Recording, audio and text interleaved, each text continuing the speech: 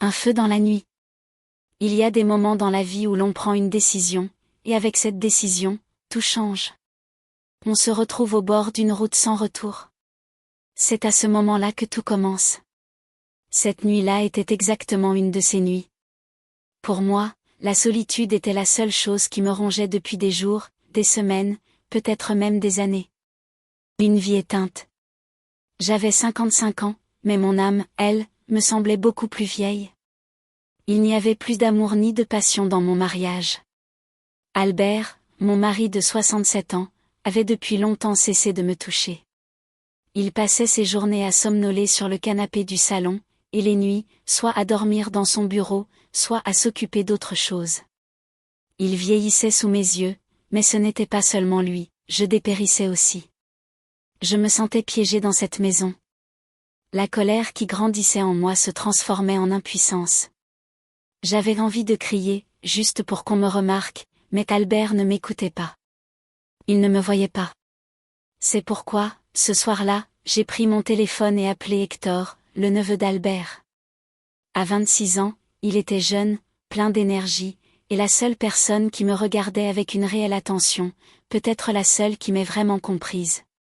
Quand il a répondu, ma voix tremblait, mais je me suis retenue. Hector, viens ici, prends soin de ton oncle. Je quitte cette maison. Je ne savais même pas pourquoi j'avais dit ça. Voulais-je vraiment partir, ou espérais-je juste que quelqu'un m'arrête? Je savais qu'Albert s'en ficherait, mais Hector? Sa voix a changé. Il a compris, parce que je lui avais parlé de ma solitude tant de fois auparavant. Une valise et un cri silencieux. Des heures plus tard, quand la porte s'est ouverte, j'ai vu Albert dormir sur le canapé. Son indifférence a encore accru ma colère. Hector, lui, est entré directement dans ma chambre. Mes mains tremblaient tandis que je fermais ma valise, portant le poids de ma colère, de ma solitude et de ma déception. Mais une voix résonnait en moi, est-ce que je voulais vraiment partir, ou faisais-je juste une sortie théâtrale en espérant que quelqu'un entende ma solitude? J'ai entendu la porte s'ouvrir, et quand j'ai tourné la tête, j'ai vu Hector. Il y avait de l'inquiétude dans ses yeux, mais derrière cette inquiétude, quelque chose d'autre se cachait. Diana, dit-il d'une voix douce mais ferme. Tu ne devrais pas partir. Je sais tout. C'est trop pour l'instant, mais on peut surmonter ça. Je lui ai tourné le dos et continué à fermer ma valise, mais la dureté de ma voix avait commencé à s'estomper. J'ai chuchoté, Albert s'en fiche. Que je sois là ou pas, rien ne changera. Hector soupira et fit un pas de plus. Ne pense pas comme ça. Tu sais comment on a été ces derniers temps. Mon corps s'est figé une seconde. Oui, quand il était là, il ne s'agissait pas seulement de parler. Il y avait autre chose entre les lignes, mais nous n'avions jamais franchi cette limite. Lentement, je me suis retournée. Hector me regardait, et dans ses yeux, il n'y avait plus seulement de l'inquiétude. Je voyais bien qu'il me voulait. Une femme désirable. La présence d'Hector avait toujours rempli la pièce d'énergie. Il avait 26 ans, jeune et fort. Ses épaules étaient larges, sa mâchoire nette, mais son sourire était chaleureux. Il parlait toujours calmement, mais ses yeux racontaient une autre histoire. Il était le seul à me faire ressentir des choses que je n'avais pas ressenties depuis si longtemps. Je savais ce qu'il pensait de moi. Le fait que j'étais la femme d'Albert n'y changeait rien. Ses yeux me scrutaient toujours de la tête aux pieds, et j'entendais ce soupir discret qu'il essayait de cacher. Je l'avais remarqué. Il était le seul homme à m'avoir fait réaliser que j'étais toujours une femme désirable. Je n'étais pas dans le déni. Quand je me regardais dans le miroir, je savais que je voyais toujours une femme attirante. Les années avaient passé, mais je n'avais pas perdu ma beauté. Ma peau était toujours éclatante, ferme et bien dessinée. Hector était le seul à l'avoir vraiment remarqué. Soudain, j'ai réalisé que je ne voulais pas partir. Ma colère, ma solitude, tout cela se transformait en quelque chose de complètement différent. Hector fit un autre pas vers moi, sa main effleurant à peine la mienne. Ne fais pas ça, Diana, dit-il, sa voix basse, grave, presque comme un écho. Je suis là, et si tu pars, tu ne le feras pas vraiment parce que tu veux être à moi. Ma respiration devint irrégulière. J'avais complètement oublié la valise. Je savais que je ne voulais pas partir, mais la raison pour laquelle je restais n'était pas Albert. La façon dont Hector me regardait, ce regard intense, me figea complètement. L'espace entre nous s'était rétréci dangereusement. À ce moment-là, quelque chose en moi s'est allumé. Ce soir allait être la nuit où tout allait changer. Mais quoi, et comment? Même moi, je ne le savais pas encore. Un choix irréversible. Quelque chose avait déjà changé. Ce qui ressemblait à un vide en moi était lentement rempli par la présence d'Hector. J'ai réalisé que je ne voulais pas partir, mais ce n'était pas pour Albert. Je ne voulais plus rien de lui. Hector l'a remarqué. Mes pensées changeaient. Il a hésité une seconde, un éclair dans ses yeux, comme s'il croyait avoir dépassé les bornes. Écoute, Diana, commença-t-il à parler, un peu précipitamment. Je parlerai peut-être à Albert. Je peux arranger les choses. Je l'ai interrompu immédiatement. Non, Hector, dis-je d'une voix calme. Il sembla surpris. Tu viens de dire que... J'ai pris une grande inspiration, et lentement, rouvert ma valise que je n'avais pas encore complètement fermée. Hector étudia mes yeux avec attention. Il hésita un instant. Tu penses vraiment que je vais supplier l'attention d'Albert, dis-je sans ménagement. Tu penses que je vais demander quelque chose à un homme pour qui je n'ai rien ressenti depuis des années? Non, Hector, ce chapitre est clos pour moi. Hector détourna le regard, fixant le sol. Mes mots l'avaient frappé. Il hocha lentement la tête. D'accord, dit-il. Mais, Diana, tu as toujours été une femme qui mérite l'attention. Tu es intelligente et belle. Le fait qu'on t'ait ignorée. Je me demandais ce qu'il voulait vraiment dire, mais je ne posais pas la question, parce que je connaissais déjà la réponse. Albert, dis-je doucement. Il est parti. Samedi, dans 2 jours. Jusque-là, fais comme si tu étais juste là pour une visite. Hector essaya de comprendre pourquoi je disais cela. J'ai fait quelques pas vers lui, réduisant la distance entre nous. Je voulais qu'il comprenne que je ne fuyais pas ce que je ressentais ce soir. Parce que je veux m'ouvrir à toi en premier, dis-je. Et cette phrase a tout changé entre nous. 2 jours de façade. Pendant ces 2 jours, Hector a joué son rôle à la perfection. Il a agi comme s'il était juste là pour une courte visite à Albert, comme prévu. Albert n'a absolument rien remarqué, et le temps s'est éternisé. Les fausses conversations se poursuivaient, péniblement lentes. Albert faisait semblant que tout était normal, ignorant la colère silencieuse d'Hector grandir en lui. Tout m'étouffait. Même en parler maintenant me rend malade, mais peu importe, le jour qui comptait était samedi. Albert a fait ses valises tôt le matin. Je ne l'avais jamais vu aussi impatient de partir. Il n'avait même pas pris la peine de me dire au revoir, comme il l'avait fait pendant des années. Il traversait la vie comme si je n'existais pas. Hector est parti tôt pour l'emmener à l'aéroport. Je pensais qu'il partirait discrètement et reviendrait par le même chemin, mais je me trompais. Une étincelle dans la nuit. Le soir venu, Hector était de retour, mais dès qu'il est entré, j'ai su que quelque chose avait changé. D'habitude, chaque fois qu'il me voyait, il y avait toujours de la chaleur dans ses yeux, mais maintenant, il brûlait de colère. Diana, dit-il d'une voix tendue. Il n'avait même pas enlevé son manteau avant de marcher droit vers moi. Je me suis assise sur le canapé, pas impressionnée. Que s'est-il passé, demandai-je. Hector secoua la tête, la frustration palpable. Il avait raison, dit-il, comme s'il essayait encore de digérer tout cela. Il m'a dit qu'il reviendrait lundi matin. Il quittait la campagne pour aller chasser avec un vieil ami. Ils allaient passer du temps dans les bois, comme au bon vieux temps. L'insouciance habituelle d'Albert ne m'a pas surprise, mais pour Hector, ce fut la goutte d'eau qui fit déborder le vase. Je l'ai regardé et remarqué que ses poings étaient serrés. Il était furieux contre son oncle. Il y a quelques jours, je pouvais encore dire qu'il avait un peu de respect pour cet homme, mais maintenant, il était tout comme moi. Il n'attendait plus rien d'Albert. Hector laissa échapper un soupir brusque, essayant de contenir sa colère. J'ai juste souri d'un air narquois.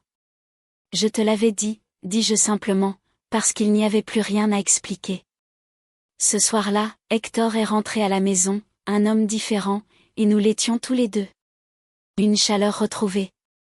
Hector, un souffle secouant la tête tout en évitant mon regard. Diana, je ne peux plus te réconforter. Je suis désolée, j'ai fait tout ce que j'ai pu. J'ai essayé de dire du bien d'Albert, mais si je continue, je ne ferai que me manquer de respect. Ces mots s'installèrent en moi comme un poids, mais je ne voulais même plus parler d'Albert et de tout ce qu'il avait fait. Alors, j'ai souri légèrement et dit calmement, oublie ça, Hector. Ouvre-nous quelques bières, et s'il te plaît, j'ai juste besoin d'une conversation normale. Je ne veux même pas entendre le nom d'Albert. En ce moment, te parler me fait du bien. Quand Hector m'a regardé, la colère dans ses yeux s'est adoucie, et il a fait un petit signe de tête. Il s'est dirigé vers le réfrigérateur et en a sorti 2 bières. Je me suis lentement levée, mais dès que je me suis levée, j'ai laissé le coin de ma jupe remonter légèrement, juste assez pour être presque imperceptible. L'air changea immédiatement. Les yeux d'Hector baissèrent pendant une brève seconde avant qu'il ne détourne rapidement le regard. Mais je remarquai que la tension entre nous se répandait dans la pièce comme une lampe. Quand il me tendit une bière glacée, je laissai mes doigts effleurer légèrement les siens, un petit contact à peine visible, mais même cela suffisait. C'était l'étincelle qui allait changer toute la soirée. Je voulais ça, et je voyais qu'Hector commençait à le vouloir aussi. Le froid de la bière rafraîchit mes lèvres, mais à l'intérieur, une autre sorte de chaleur montait. J'avais passé tellement de temps à me retenir, à réprimer mes envies, mais maintenant, je m'en fichais. Une liberté retrouvée. Parler avec Hector m'avait vraiment détendu. Au début, notre conversation était alimentée par notre frustration commune envers Albert. Mais petit à petit, les sujets devinrent plus légers, de vieux souvenirs, des moments drôles du passé, des histoires ridicules qu'on se racontait. Avant même de s'en rendre compte, on était tous les deux pompettes. On riait tellement. Je ne me souvenais même plus de la dernière fois où j'avais ri comme ça. La colère, la solitude, la déception, tout cela avait disparu quand j'étais avec Hector. Finalement, on a posé nos bouteilles de bière vides sur la table et on s'est installé sur le canapé. La chaleur en moi s'est mêlée à l'agréable bourdonnement dans ma tête. Je me suis assise plus près d'Hector que d'habitude.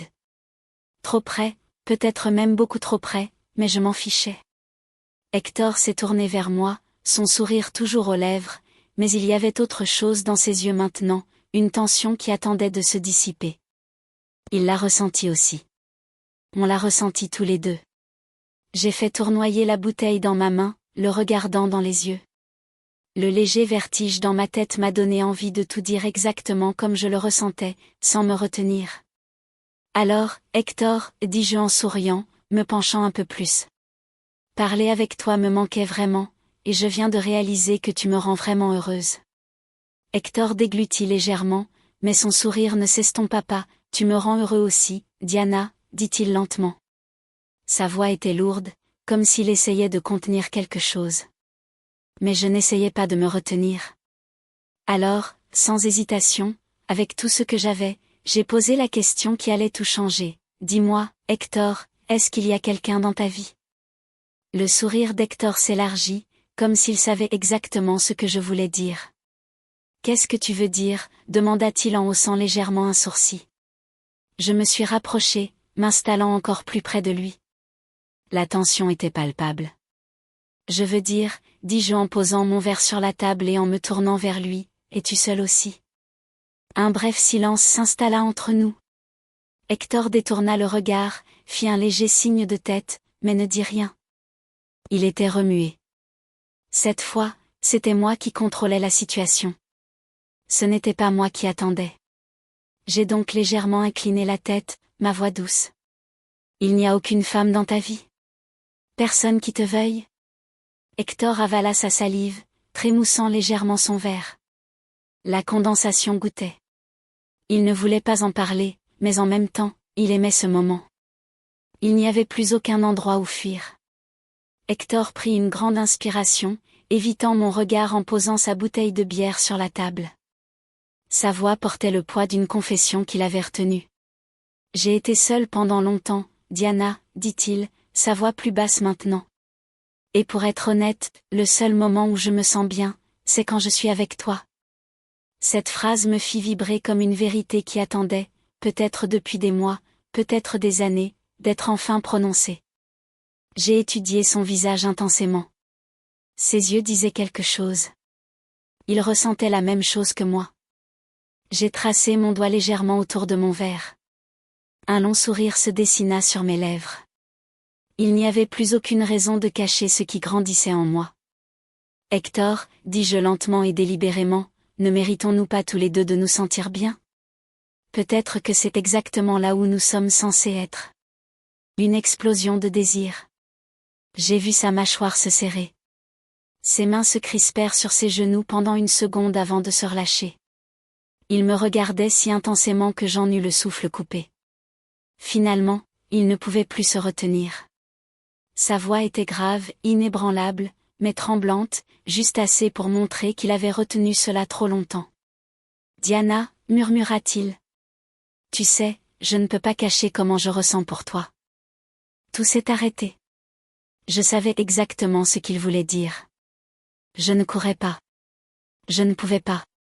Sans une seconde d'hésitation, Hector déplaça ses mains, trouva mon visage, ses doigts contre ma joue, tandis que ses yeux se rivèrent sur les miens.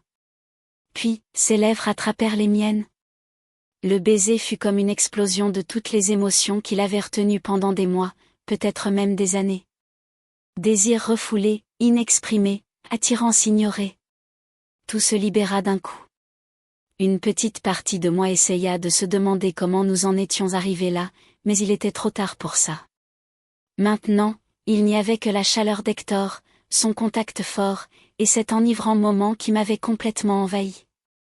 Mes mains se portèrent instinctivement vers son cou, s'en mêlant dans ses cheveux, tandis que je lui rendais son baiser.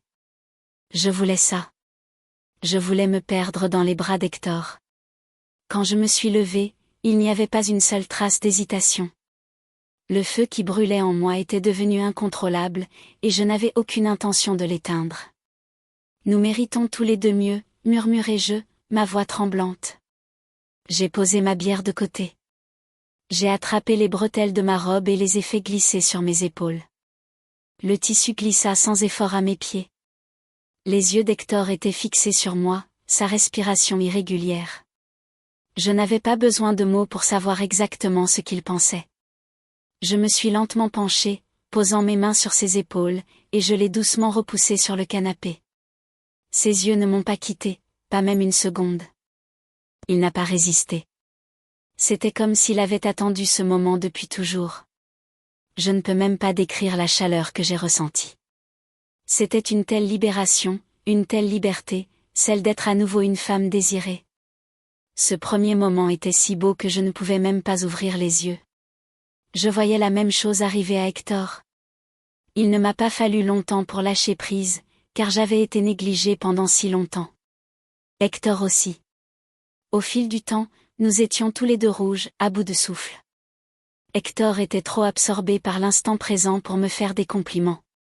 Bien sûr, ce n'était pas comme si c'était la première fois, mais ce fut le cas. Peu de temps après, je me suis laissée aller à nouveau. Mes jambes se resserraient, mes mains étaient sur ses cuisses, et mes ongles caressaient sa peau. C'était excitant, comme si j'étais revenue à la vie. Hector, lui, était comme un enfant. Je me suis rapprochée, lui murmurant quelques mots, et il s'est finalement laissé aller, s'effondrant à côté de moi, comme sous l'influence de l'alcool.